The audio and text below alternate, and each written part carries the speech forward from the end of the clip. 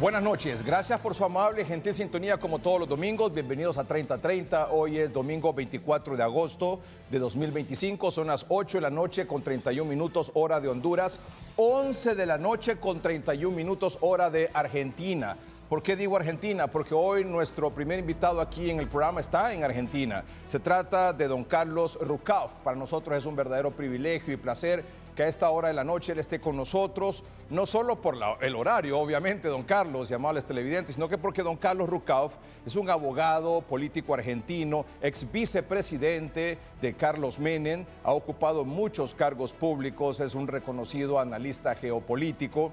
Y ha conseguido, no sé si usted ha tenido oportunidad de ver a través de las distintas plataformas de YouTube y otras, muchas entrevistas durante los últimos 15 días sobre el caso de Venezuela.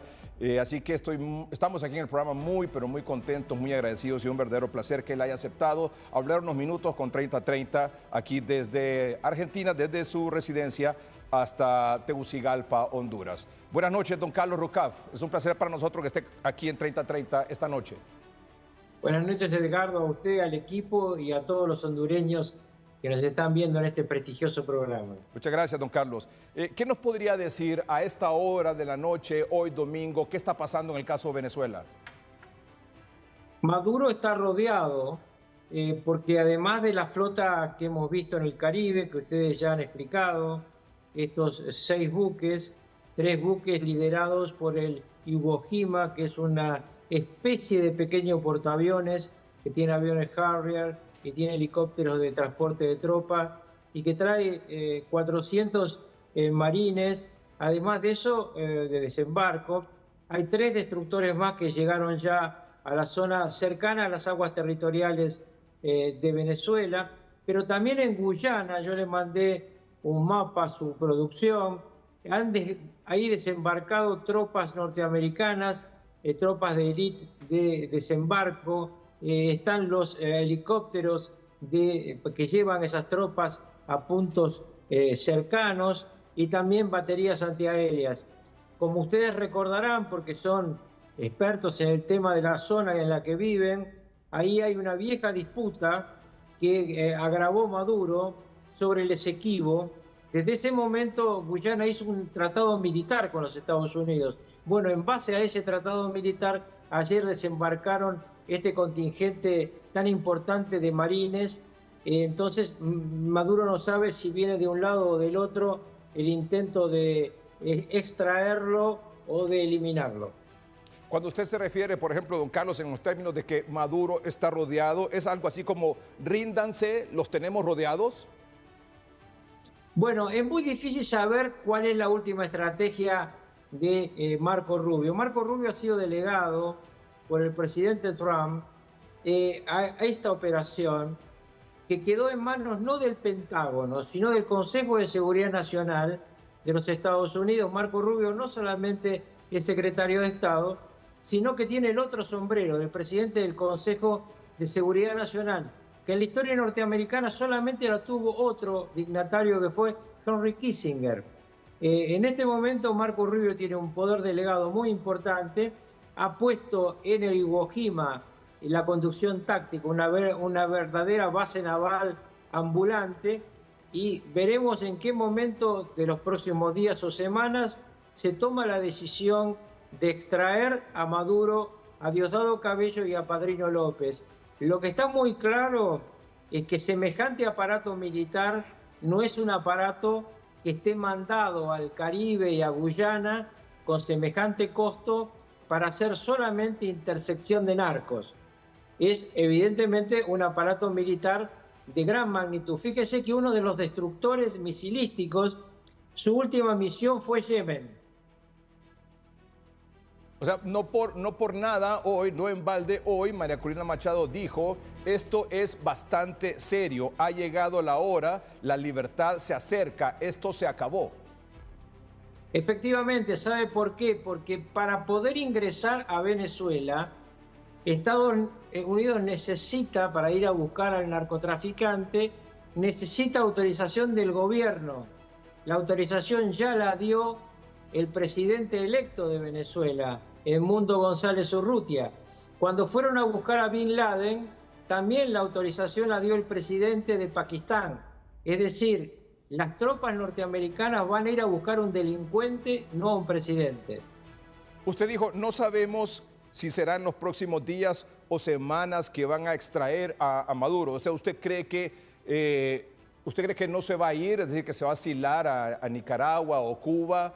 ¿Usted no cree que lo van a entregar, sino que usted cree que lo van a capturar? Bueno, depende, claro, de Maduro y de quienes lo rodean.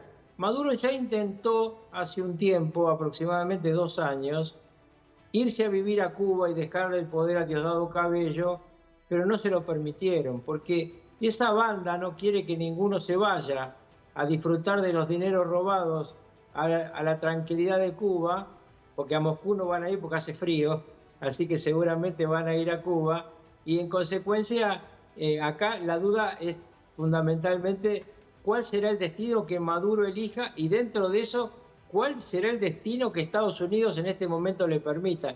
Yo creo que todos tenemos que tener claro 2 cosas que han ocurrido. La primera es que esto es contemporáneo a la reunión entre Donald Trump y Vladimir Putin. La segunda es que tanto Petro como Lula han dejado de reconocer a Maduro como presidente legítimo. Lula directamente hizo que Celso Amorín, su hombre de confianza, lo dijera públicamente. Dijo además, nunca lo reconocimos porque no entregó las actas de la elección. Cosa curiosa, porque todos los que conocemos de muy de cerca las entretelas de la Cancillería brasileña de Itamaraty, ellos estaban considerando a Maduro como el presidente. Ahora ya no lo consideran más. De estos 3 escenarios, no sé si habrá un cuarto, don Carlos, que se vaya y que se asile en alguno de estos países, pues en Nicaragua o Cuba, como usted lo manifestaba, que lo entreguen los militares que lo rodean o que están cerca de él, o que entren a buscarlo los militares de Estados Unidos. ¿Cuál de esos 3 escenarios es el que usted cree más viable? Bueno, yo creo que el ideal es que los norteamericanos no entren, porque aún en casos mucho más sencillos, yo recuerdo el Panamá de Noriega, que también había un presidente electo Endara, Guillermo Endara, al que Noriega le robó el derecho a ser presidente.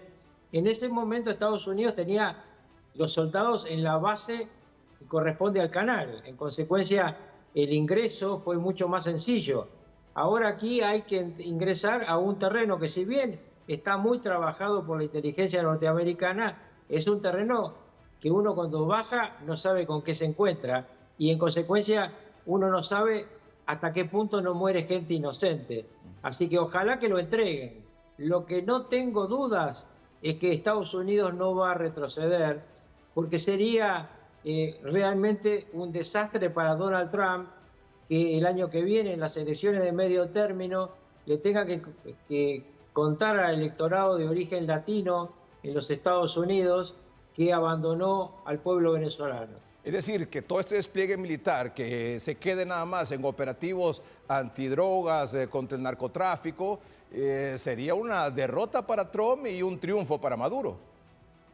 Porque además, ¿quién puede pensar que se necesita semejante aparato para interceptar cargamento de droga? Por otra parte, todos sabemos que gran parte de la droga va por el Pacífico y la estructura del Pacífico militar norteamericano no tiene nada que ver con esta. Están yendo al Caribe Sur a mucho más que interceptar droga. Obviamente que la explicación es esa. ¿Por qué? Porque ellos se fundan en una doctrina jurídica. El juez de Manhattan y la Corte de Manhattan, que convalidó la detención de estos 3 narcotraficantes, de Maduro, Diosdado Cabello y Padrino López, la decisión de haberlos declarado riesgo de seguridad nacional para los Estados Unidos y la orden ejecutiva del presidente Trump. Usted mencionó a Putin y mencionó también a Petro y a Lula, que en este caso han vuelto a ver hacia otro lado, ¿verdad? Aunque han sido cómplices de Maduro, ustedes lo saben mejor que nosotros. Pero han sido protectores de Maduro todo este tiempo. Acá hay una peste que 20 años hace que lleva recorriendo el continente, que es el narcosocialismo del siglo XXI, donde ustedes tienen lamentablemente un exponente en el gobierno, y esto ocurre en muchos países. Nosotros nos hemos librado de Cristina Fernández de Kirchner y su banda. Bolivia se está librando por fin de Evo Morales. En noviembre seguramente los chilenos se van a liberar de los comunistas. Ojalá que siga esto en el continente porque tenemos pronto elecciones en diversos países y es muy bueno saber que esta pesadilla del narcosocialismo del siglo XXI se vaya acabando. En el caso de Honduras, el gobierno de Honduras en esta situación de Venezuela se ha solidarizado con Nicolás Maduro. ¿A qué se expone el gobierno de Honduras ante esta situación? Mire, es muy difícil entender a Xiomara y Zelaya, porque después de todo lo que le pasó en la vida pareciera que no aprendieron que hay amigos en los que no se puede confiar y a veces adversarios con los que se puede acordar. Claramente deben tener deudas con Maduro y con Venezuela del pasado que tuvo que vivir Zelaya. Pero aquel momento y este momento de Venezuela son bastante distintos porque el castrochavismo en Venezuela se ha deteriorado y cada vez más se apartó del pueblo. En los lugares donde Hugo Chávez arrasaba electoralmente, en la última elección quien ganó fue Edmundo González y perdió Maduro. Maduro es un hombre desprestigiado en el pueblo venezolano, es un hombre que ve el pueblo como él y su corte de adulones y de generales viven como reyes y el pueblo venezolano vive muy mal. De hecho, esta semana que ha concluido, don Carlos, usted lo sabe, Pamela Bondi, la fiscal general de Estados Unidos, mencionó que el cártel de los soles pagaba una especie de peaje a Honduras, a Guatemala y México por permitirle pasar su droga por estos tres países para llegar a Estados Unidos. Sí, efectivamente, esta es parte de la investigación del juez federal de Manhattan. El tema se va a complicar porque en su momento deberá haber la presidenta de México, que hay tres cárteles que están en una situación complicada, no solamente por ser vendedores de droga, sino porque uno de ellos es quien ha delatado esta operación. No sé si tenga que ver directamente con la última posición de Honduras de solidarizarse con Nicolás Maduro ante esta situación con Estados Unidos, que recientemente, esta semana que concluyó también, el gobierno de Estados Unidos decidió suspender un programa migratorio, digamos, un estatus de protección temporal que se denominó así desde 1999 para hondureños, nicaragüenses y ciudadanos de otros países que tenían distintos tipos de problemas, de violencia, de inseguridad. En el caso de Honduras, por el paso del tremendo huracán Mitch, que dejó muchos muertos. Lo cancelaron y lo dejaron vigente hasta el próximo 8 de septiembre y es muy difícil que se vaya a renovar. ¿Cree que Honduras se expone a raíz de esta posición, solidarizándose con Venezuela, a otro tipo de sanciones? Bueno, fundamentalmente hay que tener en cuenta en todos nuestros países la cantidad de hermanos nuestros que viven y trabajan en Estados Unidos y sus remesas a sus familiares no solamente son fundamentales para la vida de esa familia de cada uno de nuestros países y seguramente también de Honduras, sino para el equilibrio fiscal, porque es muchísimo dinero en moneda fuerte que ingresa a los países. A mí lo que me parece es que no se puede estar del lado de una narcodictadura. Se puede discutir ideológicamente cualquier tema, pero no se puede estar del lado de gente que lo que hace es vender drogas y torturar a su pueblo. Y yo le quiero decir a la gente de izquierda que está mirando este programa, quien con más precisión ha dicho claramente la basura que es el gobierno de Venezuela, ha sido Michelle Bachelet. Michelle Bachelet, expresidente socialista de Chile, una mujer cuyas ideas yo no las comparto, pero que ha tenido una actitud muy digna y que ha investigado realmente las torturas, las detenciones ilegales, la cantidad de presos políticos que hay en Venezuela. Y curiosamente, esta mujer que mostró todo lo peor de la mazmorra de la dictadura de Maduro, es al mismo tiempo propuesta por todos los países de origen socialista como secretario general de las Naciones Unidas para el año que viene. ¿Cómo se entiende que una persona que ha dicho claramente lo que es Maduro la apoyen para ser secretaria general de las Naciones Unidas y al mismo tiempo apoyen a Maduro, que es quien tortura a su pueblo. Que hay militantes de un color que sean torturados y de otro color. Un militante popular torturado es malo en cualquier país del mundo. Y mire que la narrativa de Estados Unidos con respecto a Maduro, cómo ha cambiado de dictadura a violador de derechos humanos, ahora narcoterrorista. Bueno, pero esto tiene mucho que ver con lo que le explicaba antes, con una doctrina jurídica que empezó con Osama Bin Laden.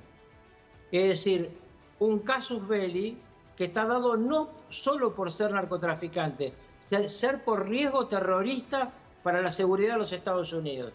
Cuando esto es calificado así, cuando se toma la doctrina Bin Laden, usted lo que necesita es un juez, lo tiene, que haya dictado la orden de aprehensión, un presidente que habilite el ingreso al territorio, lo tienen, en mundo el presidente electo lo ha autorizado, y finalmente la decisión de tomar al encartado o matarlo de conformidad a la orden del juez de la causa. Mencionaba a Putin usted hace un momento y su relación reciente, su reunión reciente con Trump, y le preguntaba sobre los países que en el caso del continente, en el caso de Honduras, Nicaragua, Cuba, se han solidarizado con Maduro. Brasil y Colombia están volviendo a ver hacia otro lado, pero ¿qué me puede decir de la posición de Rusia y de China? Bueno, es muy difícil saber la posición de las otras superpotencias, ¿no? Yo lo traté al canciller ruso hace muchos años. Lavrov es muy hábil. Se suele decir en mi país que es gente que fuma bajo el agua. Y también lo conozco a Wang Yi, el canciller chino. Ambos tienen una larga trayectoria junto a sus jefes y no dan ningún paso sin haberlo consultado previamente.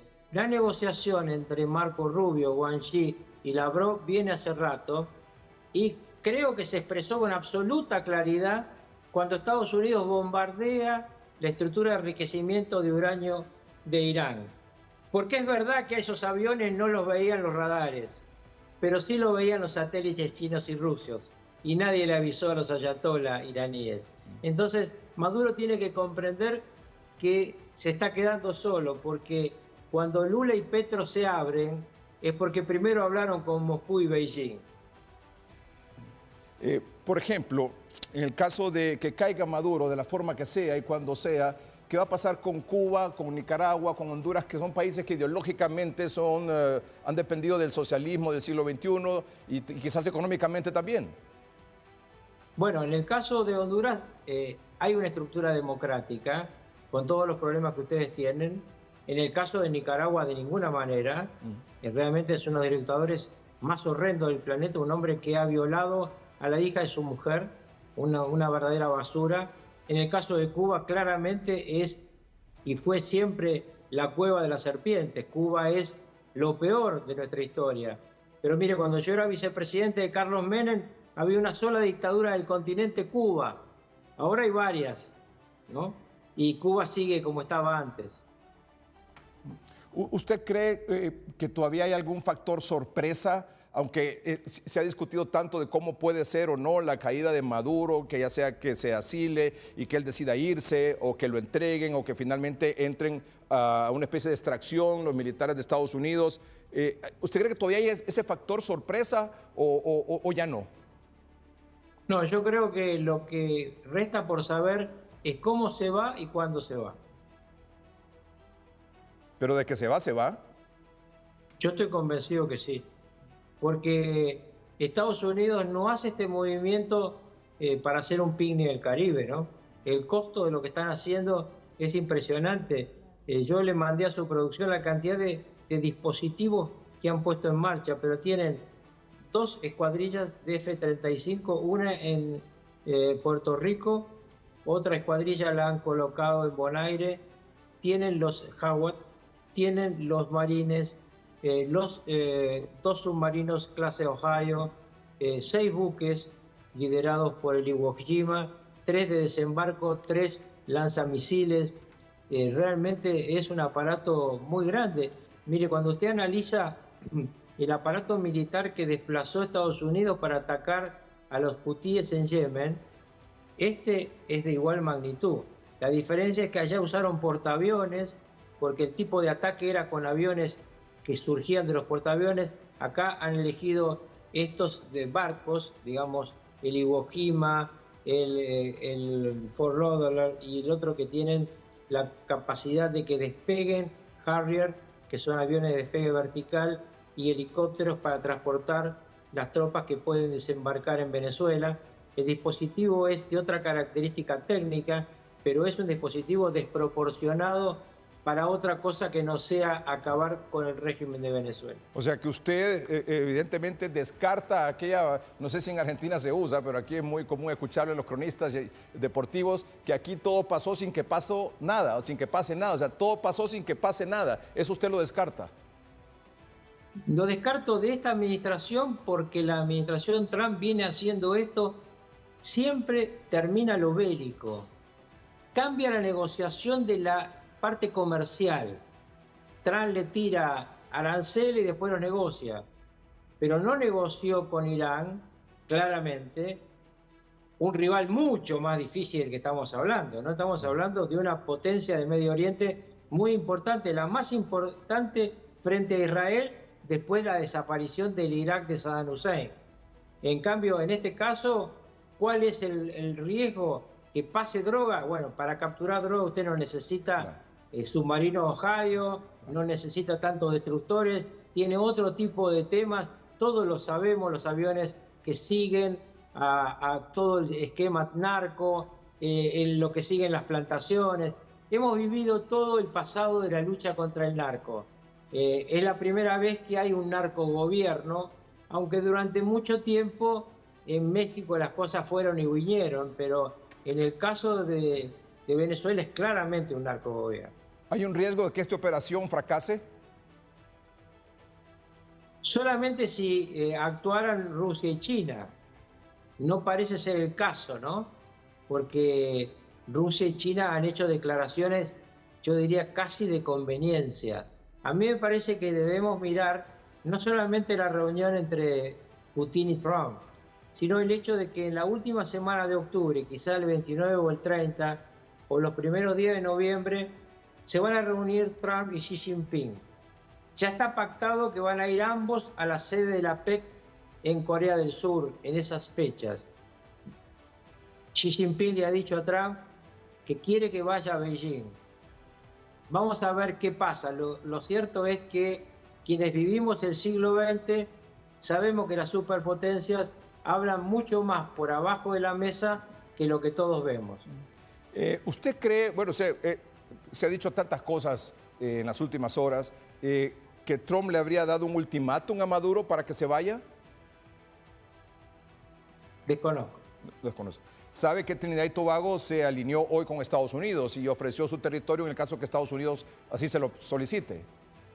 Sí, no solamente Trinidad y Tobago, las islas que antes fueron dominio holandés, también claramente Bukele, es decir, y en la Argentina Milei. Es decir, hay una serie de líderes de América que claramente están del lado de Estados Unidos en esta controversia respecto al narcotraficante Maduro y su banda, ¿no? ¿Hay alguna capacidad de resistencia de Maduro? ¿Y su estructura militar? Mire, la estructura militar venezolana es una estructura de poca densidad. Tiene cantidad, pero no densidad. Cuando usted ve bajar a los profesionales de cualquier país, mire, nosotros peleamos los argentinos contra los británicos. Primero Argentina fue a defender sus Malvinas hasta que llegaron los británicos con su capacidad de combate. Nuestra gente murió defendiendo nuestro territorio, pero es muy difícil combatir contra un ejército profesional muy entrenado. Y claramente el ejército norteamericano es el ejército de una potencia bélica, y no creo yo que esta payasada de pedirle al pueblo que se arme sea bueno para el pueblo venezolano, porque realmente no se puede pensar que un joven que quiera defender su país con un fusil que le va a dar la narcodictadura se puede enfrentar a los comandos norteamericanos. Eso sería un derramamiento de sangre. Yo es lo que más temo siempre en estas cosas, que nuestros pueblos, por los dictadores, sufra el pueblo común. Mire, las guerras, se dijo hace un tiempo, y yo lo creo absolutamente, son decisiones que toman dos viejos que nunca mueren y los jóvenes, nuestros hijos y nuestros nietos, son los que mueren. En su opinión, Edmundo González y María Corina Machado, que sería quizás como la jefa de gabinete, algo así, ¿están listos para asumir? No me cabe ninguna duda.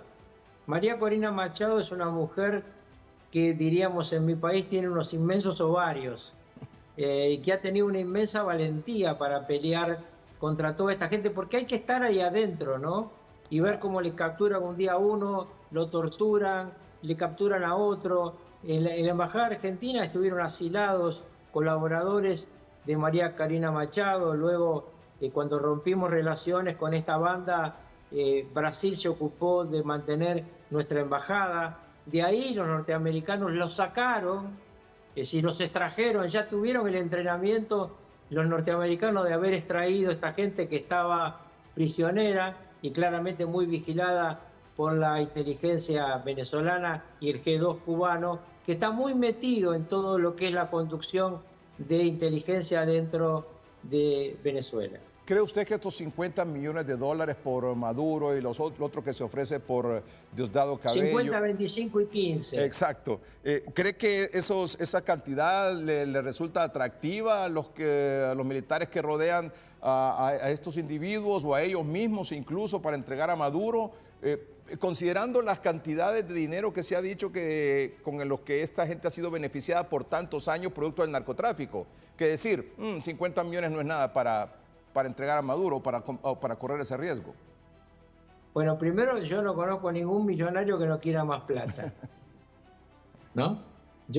Siempre me pasa como hombre común, con una buena posición, que no entiendo por qué quieren tanto, ¿no?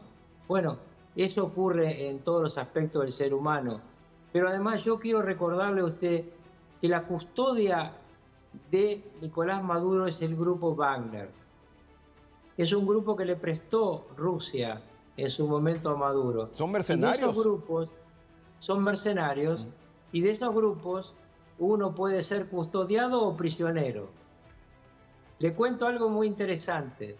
Hoy está comprobado que cada vez que el chef de Maduro cocina para él, el chef lo acompaña a cada casa donde duerme. Cocina rodeado de 3 miembros de la custodia de Maduro, y uno de ellos prueba la comida antes que la pruebe Maduro, como los viejos reyes. No sea cosa que un día hagan como que prueban. ¿Usted cree que entonces se va a tratar de una extracción quizás quirúrgica y que lo único que no se sabe es si será en días o será en semanas? No, yo lo que creo es que el régimen va a caer, pero no conozco cuáles son las decisiones y no me gusta mentir. Yo sé que la decisión está, que hay una orden ejecutiva del presidente Trump que no es gestionada por el Pentágono, es decir, por el área de defensa de los Estados Unidos, sino por el Consejo de Seguridad Nacional, y que Estados Unidos considera que se han dado los pasos jurídicos para ir a buscarlos. O sea, está ya dada esta orden secreta que habla de la lucha contra los cárteles de la droga en territorio extranjero y aún en aguas territoriales extranjeras.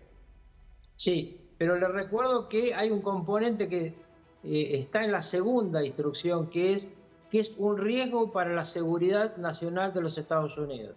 Por el concepto de riesgo de la seguridad nacional es lo que habilita la acción de la orden ejecutiva.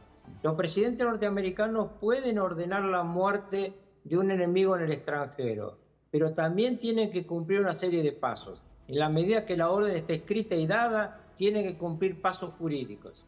Cierro entonces, ¿qué va a pasar? Va a pasar. Lo único que no sabemos es el día, si serán los próximos días. La hora y la forma. La hora y la forma. Ni el día, ni la hora, ni la forma. Ni el pero día, va a ocurrir. ni el día, ni la hora, ni la forma, pero va a ocurrir.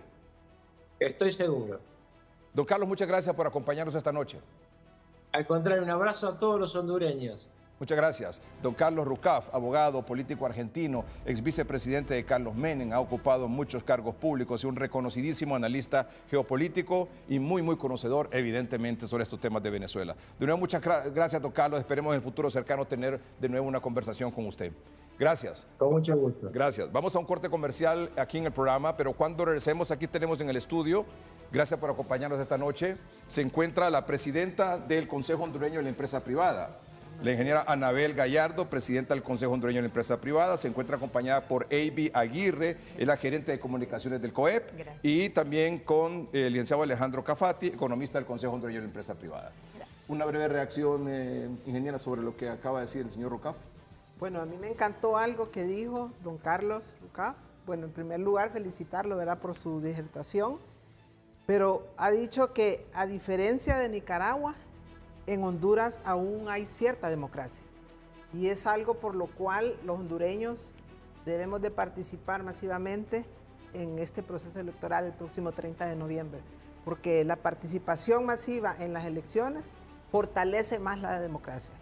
Y qué bueno escuchar de un especialista, ¿verdad?, donde todavía ve que en Honduras hay cierta democracia, dijo. O sea que tenemos que trabajar juntos para que esa democracia mejore.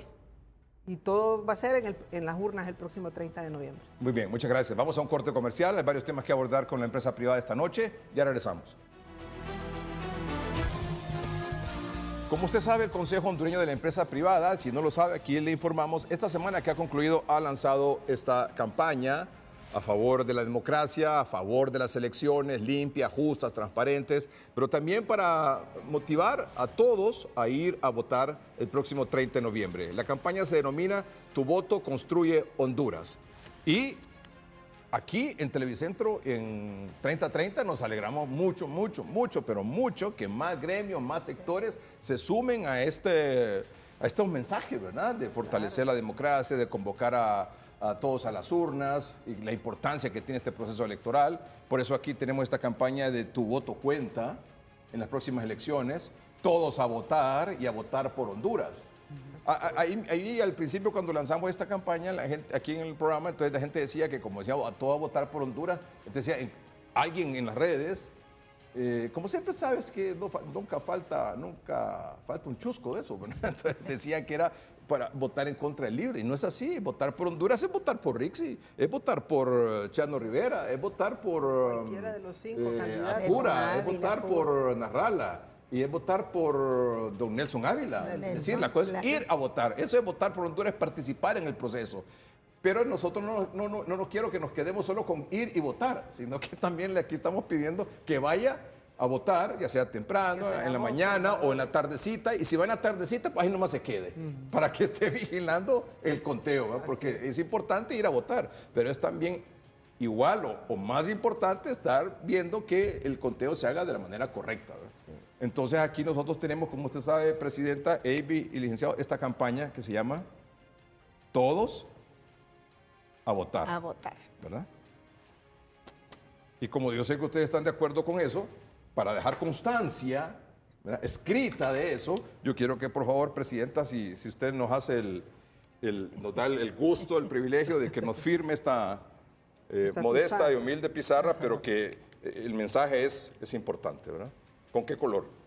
Bueno, yo voy a ¿Qué votar cosa? con el verde. El verde. Porque es el verde de la esperanza. Muy bien. La esperanza que tenemos, pues, de que el próximo proceso electoral sea un proceso electoral limpio, participativo, ¿verdad? Y en defensa de la democracia. Muy bien.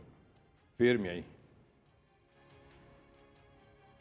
La ingeniera Anabel Gallardo es la presidenta del Consejo Hondureño de la Empresa Privada, que nos honra.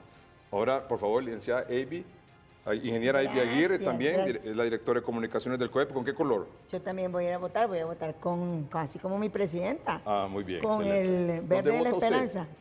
Yo voto en San Antonio de Oriente, municipio de San Antonio de muy bien. Oriente, siempre en el departamento de Francisco Muy bien. Morazán. ¿Y usted, Avi, dónde vota? Yo voto aquí en Tegucigalpa. Muy bien. En el centro. Excelente.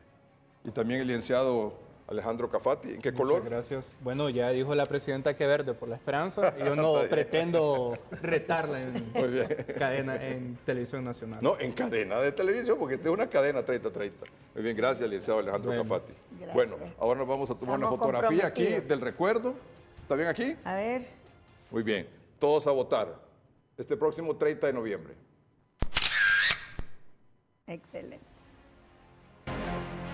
Muy bien, Gracias. vamos a un corte comercial, ya regresamos. Bueno, les decía que está aquí en el estudio la ingeniera Anabel Gallardo, presidenta del Consejo Hondureño de la Empresa Privada. Nos acompaña la gerente de comunicaciones del COEP, la ingeniera A.B. Aguirre y el licenciado Alejandro Cafati, economista del COEP. Han lanzado esta campaña esta semana que se llama Tu voto construye a Honduras. Por favor. En efecto, Edgardo, pues hemos ya iniciado pues la campaña por diferentes medios de comunicación, televisivos, las redes, que lleva por nombre Tu voto construye Honduras. Y realmente queremos transmitir los mensajes de que un voto responsable, ¿verdad?, ayuda pues a fortalecer la democracia del país y fortaleciendo nuestra democracia también mejoramos las condiciones para poder vivir en el país, para poder tener una estabilidad económica, para poder generar más empleo, que es uno de los problemas más graves que tenemos en el país, la generación de empleo. Con esta campaña pues también estamos mandando un mensaje a los jóvenes, ¿verdad?, que sabemos que son cantidad de jóvenes pues que por primera vez están votando, o que también hay mucho joven que está desalentado, que no quiere salir a votar porque algunas situaciones que se han dado, pues para ellos no están pues animados, esa es la palabra, no están motivados para ir a votar. Entonces también pues va dirigida a estos jóvenes. Claro. Y es por eso... Por lo menos 500,000 de jóvenes. Sí, sí. Y es por eso que, digamos, también nosotros más adelante vamos a trabajar en una plataforma donde se van a informar sobre el perfil de los candidatos a la presidencia y de los candidatos a diputados para que los jóvenes se informen por quién van a votar, Claro, tanto en la parte de diputados como presidentes. Y que usted sabe que entre los nuevos votantes, es decir, de 18 años, hasta digamos joven, ¿a qué edad más o menos? 30, de 30 29 dicen. No, yo diría un poquito más, 35 años 35. más o menos, representa más del 50% del censo nacional electoral. Sí, sí. O sea, entre 18 que van a votar por primera vez o los que ya tienen 18 años, es decir, o que cumplen en estos próximos días y van a censar o ya se censaron, pero los que van a votar, porque cumplieron 18 años en los últimos 4 años, votarán por primera vez, y los de 20, 25, 30, 35 años, digamos, son más del 50% del censo nacional electoral. O sea, deciden la elección. Correcto. Yo diría que la gente entre 18 y 40 años decide la elección. Sí, entonces por eso hemos identificado ese grupo Claro, de personas. claro. Y digamos, vaya, por ejemplo, los jóvenes ahora solo son redes sociales, Sí. sus teléfonos y todo, entonces mantener esa información. Y digamos, creo que uno de los eventos que tenemos dentro de esta campaña, donde, ¿cómo se llama?, se van a informar, es el conversatorio que tenemos pues con los No se logró un debate presidencial, ¿verdad? No se logró un debate. Lastimosamente no, ¿Qué lastimosamente. pasó? ¿Por qué no se logró el debate? Cuéntenos Pues aquí mire, qué pasó, que el COEP había promocionado un debate presidencial entre los 5 candidatos presidenciales y no se logró. Pues mire, lastimosamente desde que tuvimos previo a las elecciones internas, ¿verdad?, tuvimos el debate y pues no tuvimos el 100% de los candidatos. Llegaron 3 de 5. Sí, creo que fueron, Sí. sí. Y entonces luego sosteniendo así algunas pláticas con algunos candidatos, pues ellos dijeron, algunos pues que ellos no iban a participar en un debate. ¿Quiénes le habían confirmado para el debate presidencial? Bueno, para ahorita creo que solo estaba don Nelson Ávila. Sí. Sabíamos que seguro que participaba. Sí. Y don Rivera. Mario Rivera, Chano Rivera. O sea, Pino y Democracia Cristiana le habían confirmado participar en el debate. Por lo menos eran los que habíamos platicado con ellos. Y le habían dicho que sí. Nunca hicimos una invitación al debate, Al ¿verdad? debate. Solo Sí, lo pero sondeamos. Lo sondearon y dijeron que sí participaron. Lo sondeamos. ¿Y los sí. otros 3? Entonces, la abogada Rixi, el ingeniero Narrala y el ingeniero Narri Afura. Ellos no estaban, o sea, no iban a participar.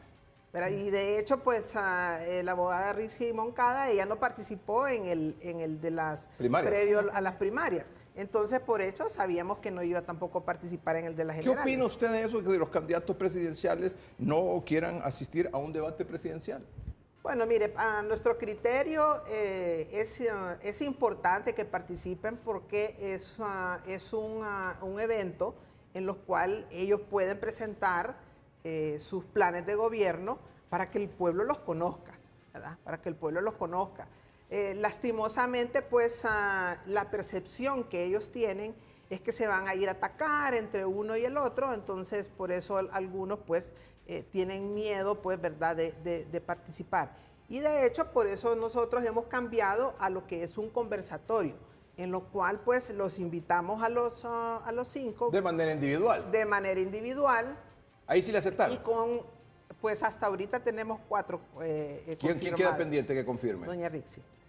Y es un conversatorio solo de preguntas y respuestas para el candidato o candidata.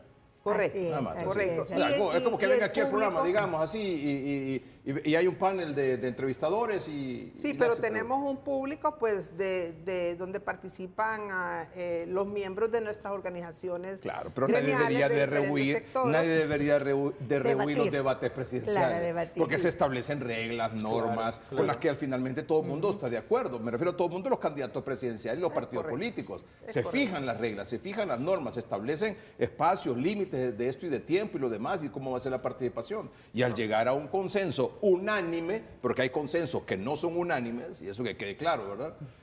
Al llegar a un consenso unánime, pues entonces se hace el debate, ¿verdad? Eso es una cuestión normal aquí en todas partes del mundo. Bueno, yo aquí creo no, que en todas partes del mundo, menos aquí. El éxito de un debate es quien lo organiza, poner bien las reglas, Claro, ¿verdad? y que no cada quien diga, permitir- mire, me parece esto, no me parece lo otro, y que se llegue a un Correcto. consenso. Y no permitir esos ataques. Claro, y todo. claro, así. Pero realmente eso permite, como usted bien lo decía, que el elector pueda escuchar, verlos y comparar, ¿verdad?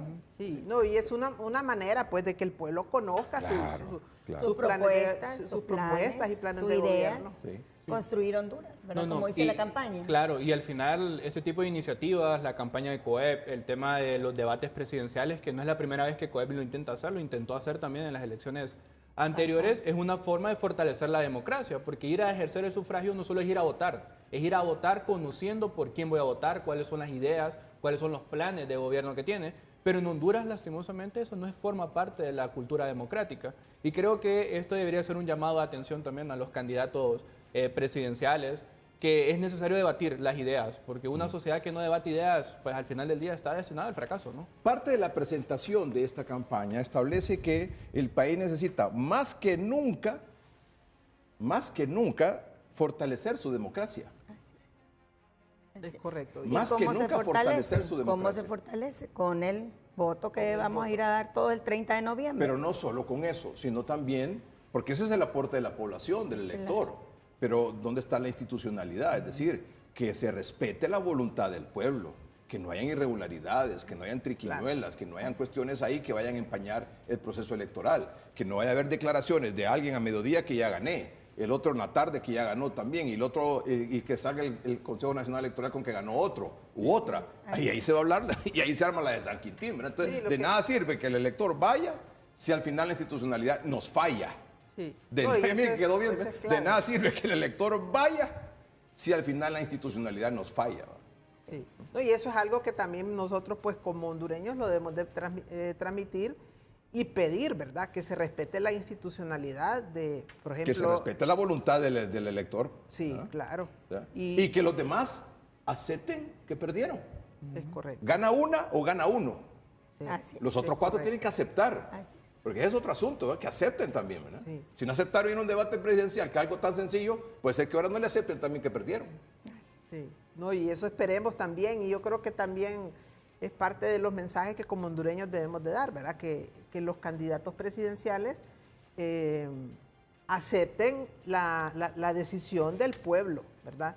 Quién va a ganar, ¿verdad? Y todo. Y también nosotros siempre, pues, lo hemos dicho como empresarios, como organización, estamos en la disposición, pues, de trabajar con el candidato, pues, que gane, que el pueblo hondureño decida en las próximas elecciones, ¿verdad? Quién va a ser el próximo presidente. Nosotros también nos ponemos a disposición de trabajar en conjunto, ¿verdad? Con el candidato que gane, porque realmente el país tiene muchos problemas que debemos de, en conjunto, el gobierno y el sector privado, trabajar, ¿verdad?, juntos para poder sacar a Honduras adelante, ¿verdad? Muy bien. Edgardo, la Sí. campaña tiene prácticamente tres tiempos. Ahorita pues es tu trabajo construye Honduras, tu voto también. Es un spot general, ¿verdad? Es un spot general. Luego hacemos un llamado también a toda la juventud para que ellos puedan unirse. Estas campañas pues pedimos en todo momento de que la ciudadanía pueda adoptar estos eslogans, tu voto construye Honduras, tu trabajo también, que lo puedan poner dentro de sus organizaciones. Estamos llamando a todos los sectores productivos que también lo puedan Estos jóvenes, hacer. por ejemplo, estos jóvenes, le decía, entre 18 y 40 años, son más del 50% del electorado. Sí, De- claro. Censado, ¿verdad? Así es. Real, o sea, este es dato Sí, oficial, ¿no? correcto. Bueno, ¿cuál es el principal problema que tiene en este momento? El empleo. ¿El empleo? El empleo, no tienen una fuente de empleo y se sienten también desanimados para hacer ese Y empleo. lastimosamente, Edgardo, tenemos mucho joven con talento, o sea, universitario, o con un potencial para poder ellos invertir en el país o poder generar sus propias empresas, donde no sienten apoyo, ¿verdad? O no hay empleo, y lo que están haciendo es, muchos migraron, ¿verdad? Y yo creo que, bueno, algo que yo siempre he dicho, yo creo que como hondureños no debemos de estar exportando personas. Y eso es lo que el país se ha vuelto. O quienes tienen la se volvió oportunidad en de los últimos viajar, años, o quienes tienen la estar oportunidad exportando de personas. estudiar afuera, que tienen la oportunidad por las condiciones de su familia, tienen la oportunidad y hacen un esfuerzo de estudiar y afuera. se están Entonces, quedando. Después no quieren Deciden regresar. quedar. Sí, y se están quedando. Pues pueden Entonces, regresar aquí y no encontrar trabajo. exactamente. Entonces, no tenemos que verle cómo crear las condiciones para que esos jóvenes, porque como dice usted, si ellos tienen la oportunidad económica, ¿verdad? El apoyo por parte de su familia para ir a estudiar al extranjero, pues qué bien. Sí, claro. Pero que también pues ellos se sientan, ¿cómo se llama? Alentados Incluidos, de claro. que regresar a Honduras, ellos van a ir pues a desarrollarse, a trabajar desarrollarse, y a poner en trabajándose práctica con lo que sus aprendieron. empresas. Exactamente. Y Exactamente. desde COE, Y esa situación del desempleo que afecta tanto al país, ¿diría usted que es el principal problema de Honduras hoy?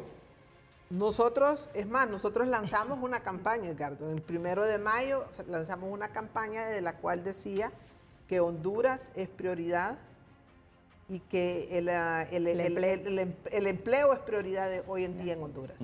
O sea, pero repito la pregunta, solo para confirmar. ¿Es el desempleo el principal problema que tiene Honduras? Sí. Sí. Y ese problema... Sumado con otros más. Claro, ¿verdad? claro, por supuesto, pero ese es el primero, sí, el uno, podríamos decir number que one. sí. Sí, Sí, bueno. Y podemos para decirlo usted, que ¿ese sí. problema ha aumentado, ha disminuido? Ha aumentado, ¿Por qué? ha aumentado. ¿Por qué? Bueno, lo primero es que no hay inversiones en Honduras. O sea, en Honduras no se están creando nuevas plazas de trabajo, ¿no? Están reemplazándose quizás las que perdimos por la pandemia de la COVID-19 y ETA y OTA.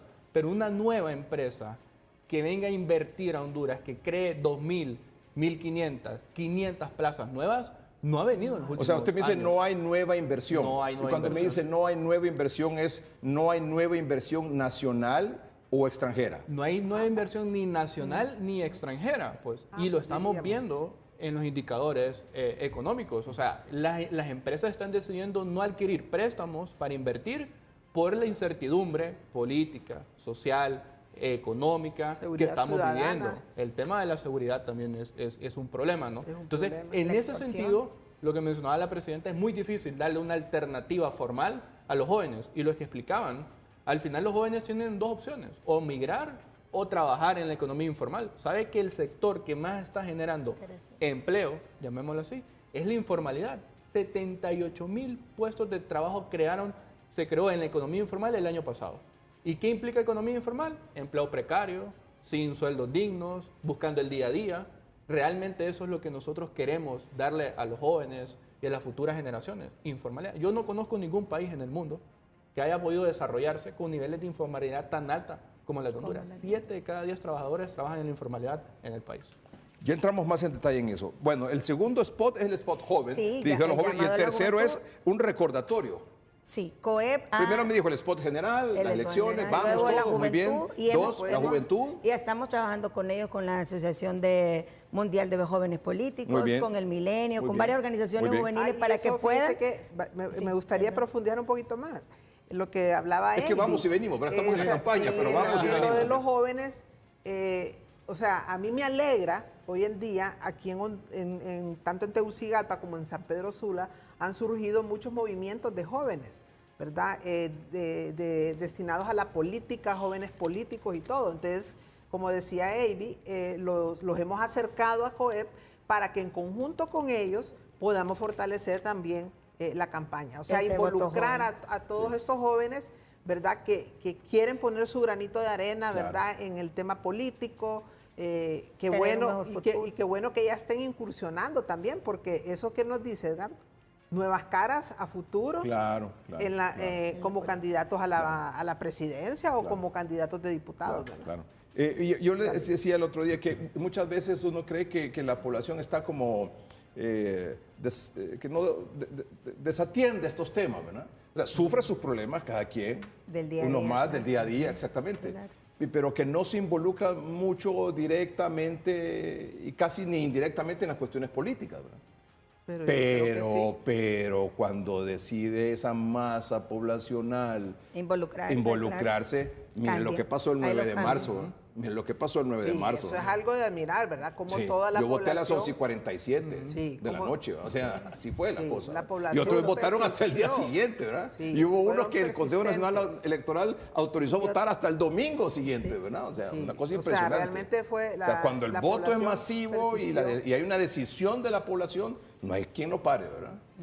Y además, como le gusta decir, ¿verdad? Voto masivo, vota fraude. O sea, no hay irregularidad que se pueda hacer un voto masivo. Esa es la vacuna contra contra cualquier irregularidad que quisiera hacer alguien, el voto masivo vota fraude. Y además, por eso en los mensajes aquí, no solo nos debemos de quedar a medias, porque eso es un 50% el voto, sino que ir y nada nos cuesta esa noche desvelarnos un poquito más y ser observadores del conteo, porque el conteo es público. Sí, podemos participar como hondureños. Sí, no, yo creo que la acción de la población en las elecciones internas es algo pues que hoy en día pues las personas están, la población, la sociedad está diciendo pues que quieren seguir participando en las elecciones, que quieren defender la democracia. Y yo creo que nosotros tenemos fe que, primero Dios, el próximo 30 de noviembre va a haber una participación. Bueno, hablando de datos, Dori, no sé si tenemos aquí un cuadro con cuántos días faltan para las elecciones. Estamos a menos de 100 días. ¿Cuántos días tenemos para las elecciones? Yo digo que es ya, porque 9:30, 10:30, 11:30, 2 horas y media, nos quedan nada más de hoy, 24. Mire, estamos a 97 días con 2 horas. Es decir, estamos a 96 días, digamos. Sí. ¿Ah? Para el próximo 30 de noviembre. Así es. Si es que esto va rapidísimo. ¿Verdad? Y luego también queremos que la población vote informadamente. Por eso también tendremos un portal que se llama Elecciones HN. A principios de septiembre lo lanzaremos, en donde vamos a tener toda la información sobre los candidatos presidenciales, también los municipales, dónde votar. Vamos a tener ahí todos los links y la población va a poder revisar ahí toda la información para ejercer su voto informado. Recordemos que esta no es una sola acción, ir a votar, como dice usted, sino que es tal vez lo más importante cívicamente hacia Honduras y hacia el futuro que nosotros queremos construir. También tenemos el segundo barómetro electoral, empresarial, ¿verdad? Que también lanzamos la semana pasada y esta semana pues va a ser el cierre y vamos a sacar también esa información sobre el sentir del sector productivo. Muy bien. Con el tema electoral también vale la pena mencionar que trabajamos con la parte de observación.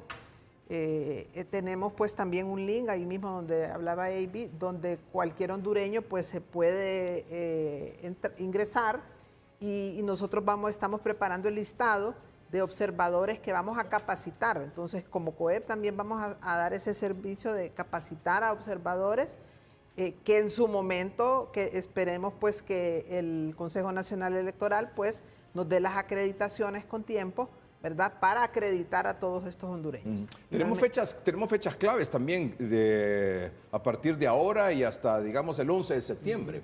¿Sabe usted? Sí. Hay fechas clave. Mire, por ejemplo, el sábado 30 de agosto, último día para que el Consejo Nacional Electoral adjudique el sistema de transmisión de resultados electorales TREP. Que eso ya va avanzado. El próximo ¿verdad? sábado. Ya se presentaron Muy las- bien, las- próximo sábado. Luego, el lunes 1 de septiembre, inicia el proceso de propaganda electoral. Y fíjese que valdría la pena, Edgardo, Venga, dar, Dori, aquí. Ajá, sí, dar bueno, un gracias. mensaje Ajá. en el tema de la propaganda ¿De electoral. de qué nos van a hablar? ¿Qué nos van a decir? ¿Cómo va a ser esa propaganda electoral? y Permítame. Propaganda Ok, electoral. Lo voy a apuntar propaganda aquí porque no se me electoral. olvide. ¿Y qué otra fecha importante? Mire, el jueves 11 de septiembre, cambio de presidencia del Consejo Nacional Electoral. Asume la abogada Ana Paola Hall.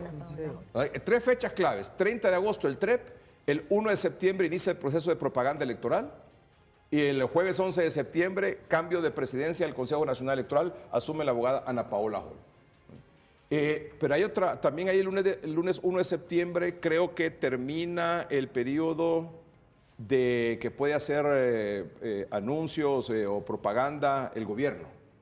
O sea, de sus inauguraciones, por eso es que hemos estado viendo a la presidenta esta semana con muchas inauguraciones y todas las cosas, porque a partir del lunes 1 de septiembre queda prohibido eso. Y también inicia el proceso de la propaganda electoral, a lo cual usted se quiere referir después del corte comercial. Un momentito, ya volvemos. Sí. Muy bien, les decía sobre las fechas importantes a partir de ahora. Nótenos, por favor, ojo con esto. Próximo sábado, último día para que el Consejo Nacional Electoral adjudique el sistema de transmisión de resultados TREP. El 1 de septiembre inicia el proceso de propaganda electoral, es decir, falta lunes, martes, miércoles, de hoy en 8 días, ¿verdad? De hoy en 8. De hoy en 8. Arranca el inicio de la propaganda electoral. Pero también, aquí en el cronograma electoral, yo tenía esa duda, pero aquí, acudiendo al cronograma electoral, dice lunes 1 de septiembre, correcto, inicia el periodo de propaganda electoral, pero también el año 2025, mes 9, septiembre, lunes 1, inicia la suspensión de la publicidad estatal. Pero hay una observación aquí, solo se permitirán, hablando de la publicidad estatal, solo se permitirán campaña de promoción de manera institucional del gobierno central, otros poderes del Estado, entes descentralizados y desconcentrados y las corporaciones municipales, con la prohibición de que aparezca la imagen, la voz, el nombre y o la firma del titular de esta institución, de un partido político o de cualquier candidato a cargo de elección popular. La prohibición inicia a las 7 de la mañana del lunes 1 de septiembre. Así que estamos claros con esto. Y luego, el 11 de septiembre, que la abogada Ana Paola Hall asume la presidencia del Consejo Nacional Electoral. Muy bien, ahora usted quería hacer una referencia a este asunto de la propaganda electoral que nos va A llenar. Bueno, sí, bueno, usted lo acaba de decir, Edgardo, que le va a dar dolor de cabeza. septiembre, no sé qué. octubre y noviembre. Y creo Pero que- ¿sabe de qué depende eso? De cómo sea la propaganda. Exactamente, entonces a eso es lo que quería yo pues hacer mención. Las propagandas electorales aquí en el país ¿cómo se llama? Han sido de ataque entre uno y otro candidato y yo lo puedo decir así, como campañas o propagandas como vacías, que no dejan un mensaje a las necesidades que el pueblo hondureño tiene. Le agrego algo más, Entonces, de odio, de división, exactamente, odio, división, de descrédito. de descrédito. ¿Verdad? Realmente queremos pedirle a los candidatos presidenciales que las campañas sean campañas de altura. Nosotros hace 2 meses entregamos a los candidatos a la presidencia, a 4 de los 5, un documento en el cual fue trabajado con las diferentes organizaciones miembros del COEP. Se llama el Encuentro Nacional Empresarial, ¿verdad? Donde identificamos 6 o 7 ítems importantes, de los cuales estos candidatos a la presidencia los deben de tomar para desarrollar su plan de gobierno. No es un plan de gobierno lo que nosotros entregamos, pero es una guía para que ellos puedan trabajar y vean cuál es lo que el que invierte hoy en Honduras, el que trabaja hoy en Honduras, el que genera empleo hoy en Honduras, vemos los problemas que estamos teniendo, ¿verdad? Uno puede ser el acceso a financiamiento, el acceso a asistencia técnica. Queremos un gobierno digital para que todo sea más rápido, más expedito, sí. más expedito. Cuando usted saca un permiso, todo ese tipo de cosas. El tema también que nos está golpeando fuertemente del cambio climático. Y entonces, con esta guía, ellos pueden desarrollar su plan de gobierno. Entonces, realmente pedirles que los planes de gobierno sean desarrollados en base a las necesidades del pueblo hondureño. ¿Cuál es lo hablábamos ahora? El empleo. Queremos generar más fuentes de empleo. Que el pueblo hondureño tenga acceso a una seguridad alimentaria eficiente, ¿verdad? Que ya nos hemos vuelto importadores. Queremos y tenemos el potencial para poder exportar productos del agro. El sistema de salud, un sistema de salud donde haya un sistema de salud de acceso a todo el pueblo hondureño. Y tenemos pues muchos problemas en el seguro social y en los hospitales públicos. Luego el tema de la educación. Si todos los jóvenes tienen acceso a una educación de calidad, le digo yo, podemos ir mejorando, le digo yo, las condiciones de vida de la familia, ¿verdad? Sí. Entonces es importante porque además, ¿sabe usted que estábamos hablando de que los jóvenes están desanimados? Usted habla con un joven y le pregunta, bueno, tal vez el licenciado Cafati nos puede hacer una mejor referencia, pero usted conversa y ¿va a votar? No sé. ¿Por quién va a votar? No sé, no me convence ninguno, no me interesa ninguno, no me gusta ninguno. ¿Cierto o no? Es que en efecto, ya lo mencionaba. Y si usted le agrega a eso una propaganda de odio, de división, de descrédito de uno contra el otro, ¿cómo va a animar a la gente para ir a votar? No, y es que en efecto, eso es lo que pasa. Primero tenemos una realidad económica muy difícil que estamos atravesando en el país. Quizás no es la peor, pero es muy difícil, muy complicada crecer. Y en medio de este contexto difícil tenemos todos los días a políticos que se están atacando, lo que genera es desesperanza, pues. Y él lo decía incluso la misión de NDI que estuvo hace unos días acá en Honduras. Tienen que cesar esos discursos de polarización entre candidatos políticos, porque al final, a mí me gusta mucho la campaña Todos a votar por Honduras, porque eso es salir a votar, pero con ideas y propuestas sólidas, pues. Pero yo no voy a salir a votar porque un spot me diga, voten por X porque es mejor que Y, ¿no? O sea, ¿cuáles son las propuestas que le estamos dando a la juventud? Y lo otro es que a los candidatos también llamarles la atención de que incluyan verdaderamente a la juventud, que no solo los den algún cargo o que no solo los consulten solo para hacer ver que este candidato está cerca de los jóvenes, sino que realmente los jóvenes formemos parte del cambio de la sociedad hondureña. Usted lo mencionaba, 50% prácticamente del censo electoral somos jóvenes. Sí. Y no solo eso, una tercera parte de la población hondureña somos jóvenes entre 15 y 29 años de edad. Entonces, realmente tenemos que incluir a la juventud si queremos generar cambios en el país. Muy bien. Vamos a un corte comercial. También se emitió un comunicado esta semana por parte del COEP sobre un tema, es medio escabroso, ¿verdad? De la tasa de seguridad, ¿verdad? De lo que pasó en el gobierno anterior. Sí, correcto. No sé qué ha pasado en este gobierno. ¿Usted tiene información de lo que ha pasado, de lo que pasó antes y lo que está pasando ahora con la tasa de seguridad? Bueno, sabemos lo que pasó antes, por lo cual nosotros pues sacamos el comunicado. Sí. Y igual los ataques pues que el gobierno actual ha estado dando a nuestra institución como organización pues que participó en la tasa de seguridad poblacional. ¿Y sigue participando? No. ¿Lo podemos hablar ya? Sí, permítame, okay. Vamos a hacer un corte comercial, ya volvemos. Okay. Gracias. El Consejo Hondureño de la Empresa Privada emitió un comunicado y extraemos los siguientes párrafos, 2 párrafos, el cuarto y el sexto. El cuarto dice: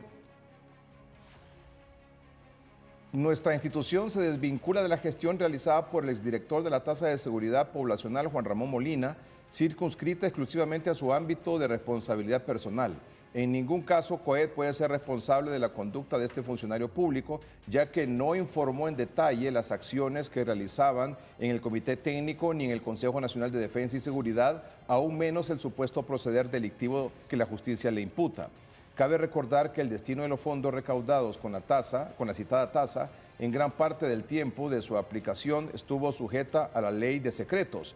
resultado de una decisión gubernamental apoyada por los 3 poderes del Estado y el Tribunal Superior de Cuentas. Sexto, en virtud de lo antes expuesto, COEP rechaza categóricamente esta campaña de desprestigio lanzada por las autoridades políticas y funcionarios de nuestro país, que está en contra del empresario hondureño, ignorando la verdad y los sólidos argumentos ya presentados. En una democracia, la crítica está amparada por los derechos de expresión y opinión. Sin embargo, la continua calumnia se ha convertido en el proceder de algunos funcionarios públicos en contra del imprescindible sector productivo.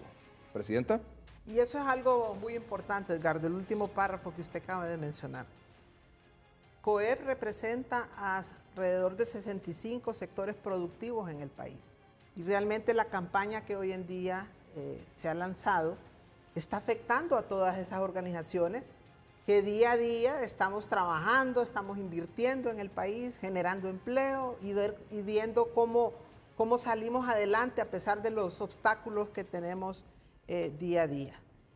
También dentro de COEP hay miles de micro y pequeños emprendedores a través de las cámaras de comercio. Entonces, realmente se está atacando a todo ese sector productivo. Como lo dice el comunicado, cuando se conformó la tasa de seguridad poblacional, se formó un comité técnico en la cual pues se le solicitó a la empresa privada nombrar una persona para que representara a la empresa privada en este comité técnico, el cual pues fue el señor Molina. Más sin embargo, pues él ¿por qué no daba informes a la institución? Porque esto estaba sujeto a la ley de secretos y es por eso que no había ninguna información de las decisiones que él tomaba, ¿verdad? Como representante del sector ante la tasa de seguridad poblacional. Y por eso, pues realmente nosotros pues nos alejamos, o sea, decimos pues que él no formaba parte pues ya de nuestra institución desde el momento en que no está informando de las acciones que él hacía dentro de la tasa de seguridad poblacional. Y cabe también mencionar que como COEP tenemos un montón de representaciones en diferentes instituciones gubernamentales, en la NE, en el Infop, en el Seguro Social, en el RAP, y en las cuales nosotros tenemos toda la documentación y que somos representados por personas honorables y que presentan pues sus informes al COEP de todo lo que se decide en esas juntas directivas, ¿verdad? Entonces, realmente pues creo que o sea, nosotros, como le digo, queremos seguir trabajando en estos comités, ¿verdad? Y siempre pues teniendo información de parte de nuestros delegados y realmente la hemos tenido, ¿verdad? La hemos tenido de parte de los delegados en las otras diferentes organizaciones en las cuales, ¿verdad?, participamos. O sea más de 80 comisiones. O sea que el COEP no tenía información de lo que ocurría al interior de la tasa de seguridad y las decisiones que ahí se tomaban. Exactamente, porque después de que se forma ese comité técnico, ¿verdad? Entiendo que fue el gobierno de la República en ese momento, ¿verdad? Y de los 3 poderes del Estado, donde tomaron la decisión de que lo que se manejaba en la tasa de seguridad poblacional estaba sujeta a la ley de secretos. ¿Y cuál es Entonces no había información. Una retroalimentación. Una retroalimentación. ¿Y cuál es la posición del COEP con respecto a lo que ocurrió? O lo que supuestamente ocurrió de que hay investigaciones y acusaciones de parte del Ministerio Público y en Estados Unidos. No, yo creo que las investigaciones está bueno que se realicen, ¿verdad? Para que se aclare cómo fue que se manejó y las investigaciones se tienen que hacer desde que inició la tasa de seguridad poblacional hasta hoy en día. Porque hoy en día nos siguen a todos los hondureños, cualquier gestión que hacemos, nos siguen debitando, pues en alguna gestión bancaria, nos siguen debitando sobre la tasa de seguridad. Entonces creo que la investigación se debería de hacer desde que inició hasta el día de hoy. ¿Y ese comité técnico de la tasa de seguridad existió en el gobierno anterior y existe actualmente? No. O sea, por lo menos nosotros desconocemos si existe si existe el comité ahorita, pero nosotros no participamos. O sea, ahí sí se lo digo, ¿verdad? ¿Fue Yo una decisión del desconozco- COEP de no participar o es que no los invitaron No, a es que participar? tampoco nos han invitado a participar en el comité técnico.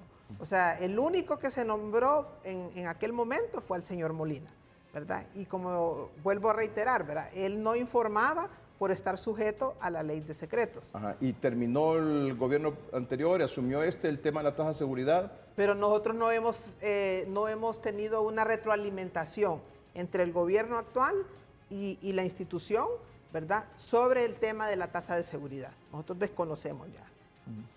Ingeniero, licenciado. No, yo solo quisiera mencionar algo que es muy importante, incluso lo discutíamos en su momento con la presidenta. Creo que estos ataques a la institucionalidad son injustos porque hay otros casos de corrupción también en el país. El supuesto caso de corrupción de la Secretaría de Desarrollo Social con el cheque sol, que se le llama comúnmente. Es como que nosotros dijéramos entonces que todo el gobierno estaba involucrado en ese supuesto acto irregular o que incluso el Partido Libertad y Refundación como miembros activos, tanto el ministro de esta secretaría como la diputada en su momento están involucrados. Estamos atacando la institucionalidad. Nosotros, ya la presidenta lo dejó muy claro, debe hacerse la investigación y deducirse las responsabilidades debidas, pero no es contra una institucionalidad que hay que atacar, porque las actuaciones que se están haciendo son individuales, no son institucionales.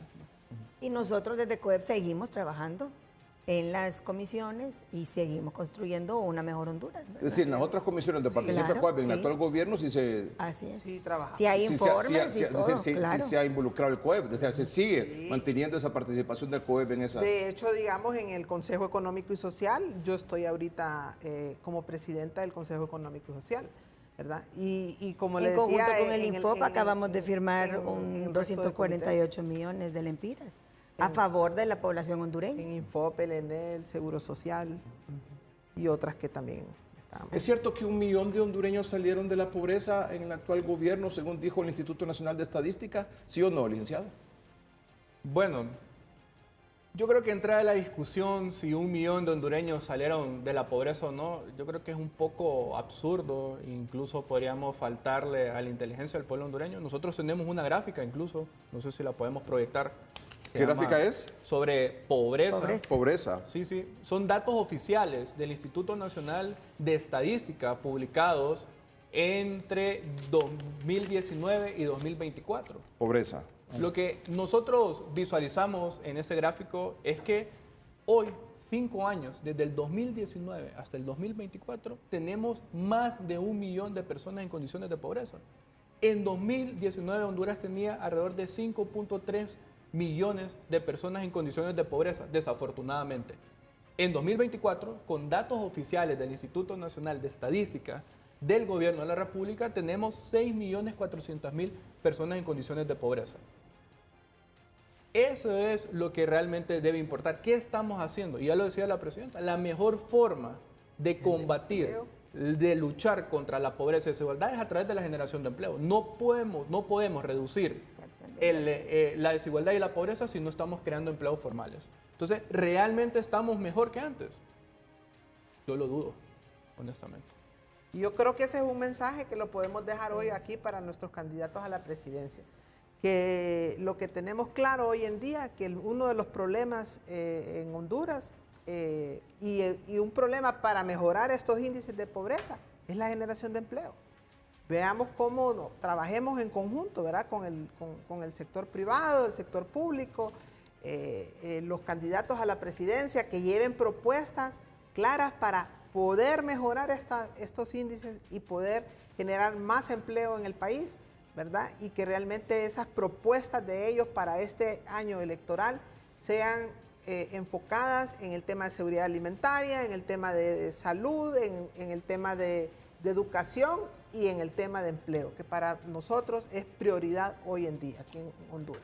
Muy bien, muchas gracias, ingeniera Anabel Gallardo, presidenta del Consejo Hondureño de la Empresa Privada, Evi Aguirre, ella es la gerente de comunicaciones del COEP, y también el licenciado Alejandro Cafati, economista del COEP, por haber estado con nosotros esta noche. Gracias a usted por su atención, buenas noches y que estén bien.